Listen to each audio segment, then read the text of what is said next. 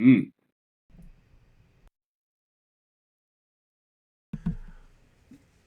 Welcome to Fringe Enterprises. It's Wednesday, which means I am having a conversation. Today I have a guest, that being Josh the pilot of Cosair's Cove. Is that how it's said?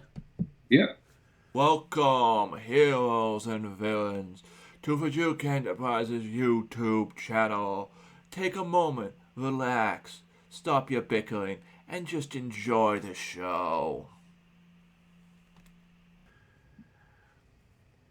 So, I realized after I sent you the questions that I didn't ask the most important question. We're going to be talking about Warhammer Fantasy. So the most important question is, there are probably people that are watching this video that don't know what Warhammer Fantasy is or was. I don't know if Sigma is still a thing or not. But anyways, what is Warhammer Fantasy? It was started in the 1980s, I want to say. Um, so it's about as old as I am. And it's the primary setting. It is the primary fantasy setting of the Games Workshop Warhammer world. I would say it was the primary setting, but then Warhammer 40k came along and sort of blew it out of the water. Both are huge in terms of lore. Both are tangentially related to each other in terms of um, continuity.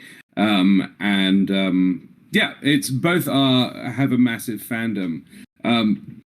There is video games set in both worlds. The Warhammer Total War Warhammer series is set in the original Warhammer Fantasy setting, and I think it's fascinating because those games have been hugely successful, and the last two have been released since Games Workshop went, actually, we're not supporting that setting anymore. Because this is the fundamental issue with it. It's not a thing anymore. They progressed the timeline on and did something that and not a small amount of the industry, not a small amount of the community went, don't like that. It was a decision clearly corporate made. To increase revenue, they did an Etch a Sketch End of the World reboot. They took the entire thing, went yeet, and they redid the entire setting, whole new gods, whole new world, whole new setting based in the winds of magic. And that is what we call Age of Sigmar. And so all the same races, all of the same minis. You can still use your minis. That was a big thing, though you do need to rebase them. But the game works completely differently. It's far more squad based. It's significantly less tactical. And it allowed for the creation of a couple of new factions that were huge money spinners for GW. But the entire thing was actually to make it more like Warhammer 40,000. Where before the two games were very different, now they are very similar in terms of playstyle.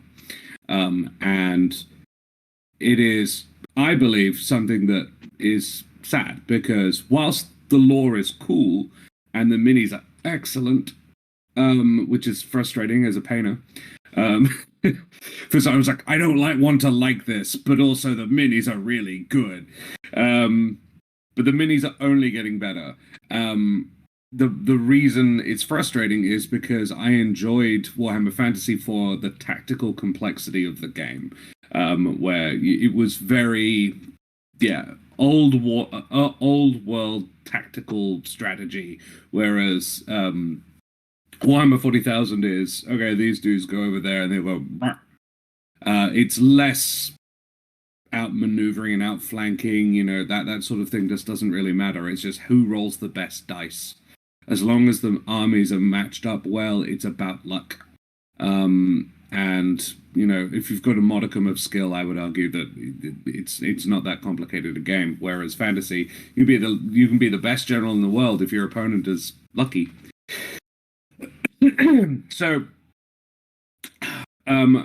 that's where it started. What it is a world of elves and dwarves and humans and goblins and gnomes and well, actually there are no gnomes, but yes, it is a Tolkien-esque fantasy world, loosely inspired by our world. You can pretty much point to every single race in it and go, they were inspired by the Mongols, they were inspired by the Japanese, they were inspired by old British and French Arthurian legends, that sort of era. And it is incredibly lore rich, it is incredibly lore heavy.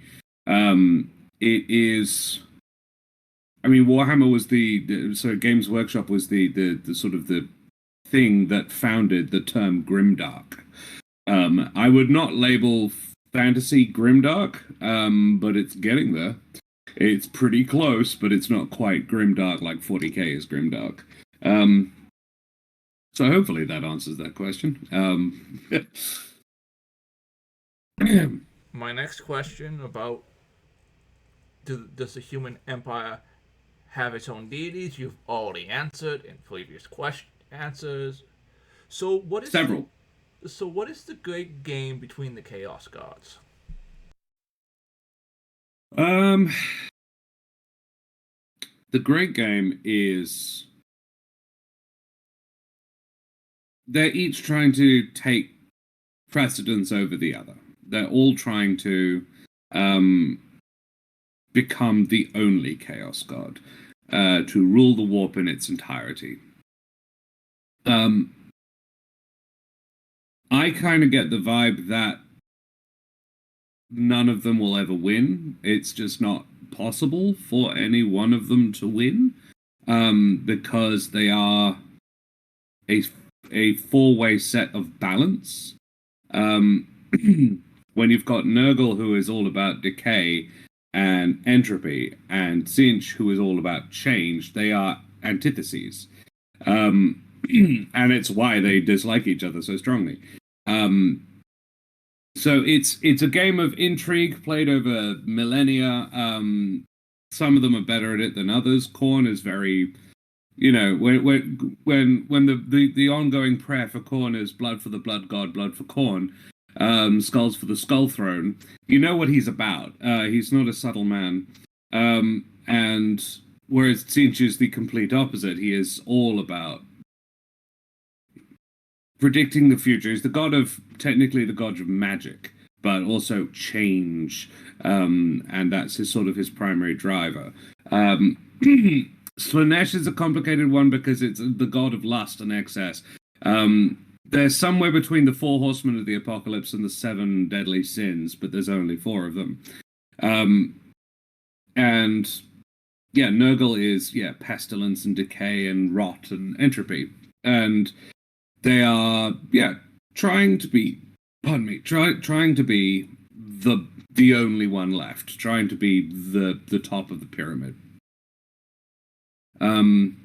And the great game is them using it's like they've got rules that they'll all happily break if it suits them, but it's more about trying to convince their followers to acquire enough followers and in positions of power to beat the others on the mortal plane. I believe there's also an element of we're trying to destroy the material universe altogether. Do you have any tidbits or things you find interesting about the 4 fantasy Warhammer deities that you'd like to discuss at this time? I really like the elven ones are quite interesting. They are very Celtic inspired. There's sort of old world druid level, and particularly my original faction, the ones that I used to play when I was a kid, was the Wood Elves. And the Wood Elves have 2 primary deities. They have Isha, which is a dead set straight lift out of Sumeria, in terms of a name, and also sort of what she's all about. And then Kurnos, which used to be Kernanos, the god of the hunt, and that's Celtic. And Kurnos and Isha have literal planetary manifestations. The Wood Elves are ruled by Orion, the King of the Wood, and Ariel, not Alariel, Ariel, the Queen of the Wood. Ariel is eternal; she lives forever.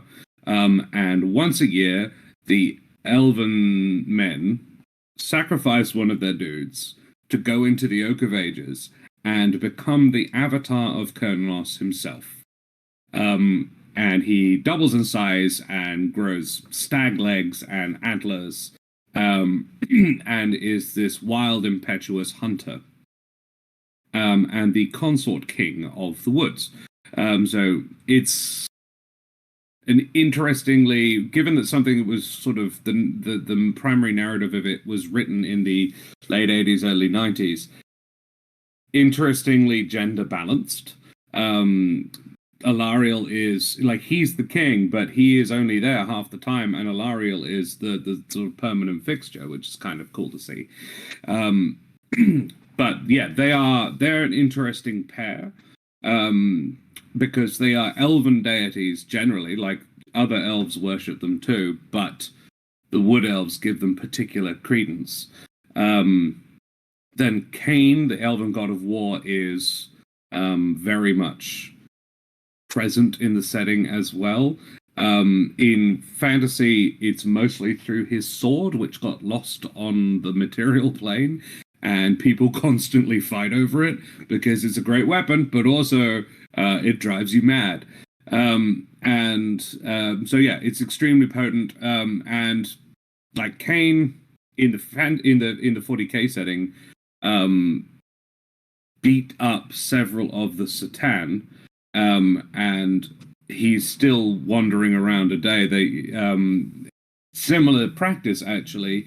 The Eldar pop one of their dudes into a great shrine, and he comes out as the avatar of Cain. Big fiery walking monolith with a massive sword. One of the coolest minis in 40k, and also one of the hardest ones to kill. Essentially a demon, but a kind of a good one. So that's another point of transference between fantasy and 40k, and seeing that's where that's one of my favorite things to see is where the two overlap. And they've recently released for 40k a dwarven faction, which had always been sort of canonic in the setting. There was squats, but we never really talked about them. They didn't have an army, they didn't have a codex or anything like that. And they've recently come out with the Leagues of Votan, but canonically they are actually human clones who have been genetically modified to be able to live in the deep core where gravity is a lot stronger. So they need to be shorter and squatter and tougher and stronger. So they're not dwarves, they just look like them. But 40k has you can pretty much take every fantasy faction and say, that's these in 40k, that's these in 40k, that's them in 40k. The only 40k faction that I would say is truly original would be the Tau. Every other single one has a direct parallel in fantasy. What you said about the Tau, does that carry on for the Kroot as well, or just the Tau themselves? The Kroot, yeah, I would say so. They are still one faction, really. And they don't, I would say, have a direct parallel. There isn't many left by the time you get to them anyway. Probably, if you wanted to say the Kroot, then ogres. But as in, yeah, mercenaries who eat the flesh of their enemy, savage by the terms of everybody else in the world, but undeniably effective, outlandishly strong. Yeah, you could call the Kroot the ogres, absolutely, but they don't have a parallel for the Tau, unless you wanted to say Cathay. But Cathay, and this is where it gets fun, is not a faction in Warhammer Fantasy. It's only a faction in Total War Warhammer. Other interesting tidbits about fantasy deities. Yeah, the Gork and Mork ones were fun. I enjoy them, but the dwarf ones also don't get a look in. And there is one figure that's sort of we haven't mentioned, and it's Grombrindle, the white dwarf. And Grombrindle is his status as a maybe god is sort of he's maybe a god in the same way that Sigmar is maybe a god. He walks among us, but he's definitely a god. Hey, who exactly Grombrindle is deliberately not established. It started, I think, as a joke, because the Warhammer monthly magazine, White Dwarf, and they were like, okay, so we need to figure out who the White Dwarf actually is. So they got a picture of this old, long-bearded, white-bearded dwarf, and so that's him. And then they had to figure out a name, so they called him Grombrindle. And then he started getting his own segments in the book, in the magazines. He would do the intro, what would now be called the editor's bit. He used to do that, and I think he just it was an in-joke that escalated. And it's now he is either sort of the third ancestor god, or he is an earthly manifestation of one of the two, of one of Grungy or Grimnir, or he's something else entirely, just a crazy, like, I'm not certain how long dwarves are supposed to live in the setting. I think it's 300 or 400 years. They live a while, but not like elves do. And I don't know if he's just a super old dwarf or if he is actually supposed to be a deity. But yeah, he's fun. There's a lot of beings in the setting trying for apotheosis. The Witch King of Nagaroth is certainly trying for it. Nagash, basically anybody who is an undead of any stripe is trying for true apotheosis. Interestingly, I would say the closest that's come recently, or it's sort of in setting recently, would probably be one of the Slann. The Slann, even when they die, they still hang around. But not in an undead way. They just sort of mummify the corpse and the spirit just hangs about, telling people, it's like, hey, by the way, you should still also do what I say. And there's a really good mini, and I love that they've kept making the mini even into Age of Sigmar, that the Venerable Lord Croak, or Croak, was at one point the second most powerful mini in the game, despite not being alive. Just being the mummified corpse of a previously alive Slann Mage priest, which are the great frog leaders of the Lizardmen. And they did in about, I think it was about White Dwarf 150 or so. And we're up to 486. They did a Throne of Skulls competition. They got the toughest fighter from each faction and just rolled them against each other. Just put them in a ring and just had them battle it out. Some it was blatantly unfair, just it wouldn't work. For various reasons, like the only technically good aligned character that even got to the second round was Orion, King of the Wood. And that was only because of who he was paired against in the first round. He just happened to get lucky. And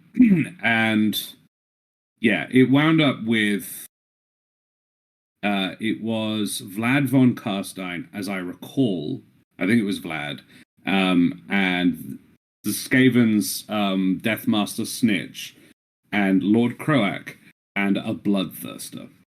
The greater demon of Khorne, and nothing beats a bloodthirster in melee. And I need to find that one because it was a really fun article, that one. And yeah, it would wind up with Croak versus a bloodthirster, and it was basically just the player who was being Croak was like, so I'm allowed magic, right? Cool. Because otherwise it's just the Forsaurus carrying him.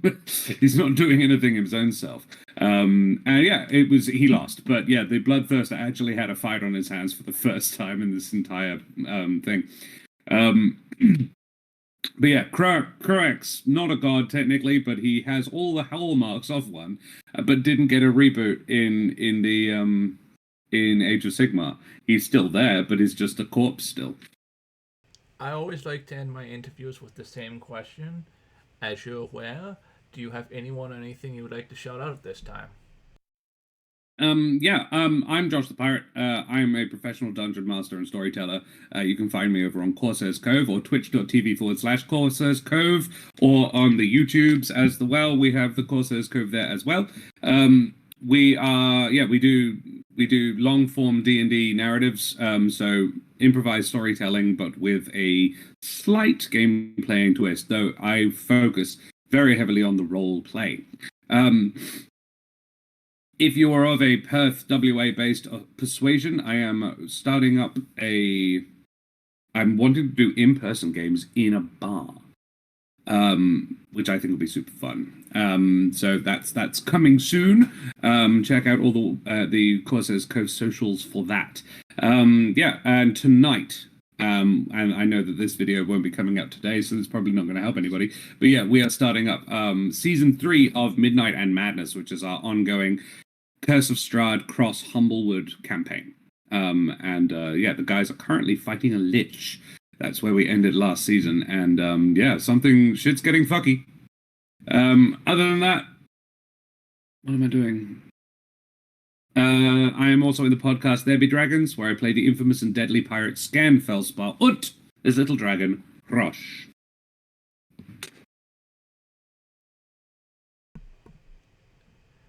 I have watched Josh GM and also be a player. He is a blast as both. I highly recommend you go check out his stuff.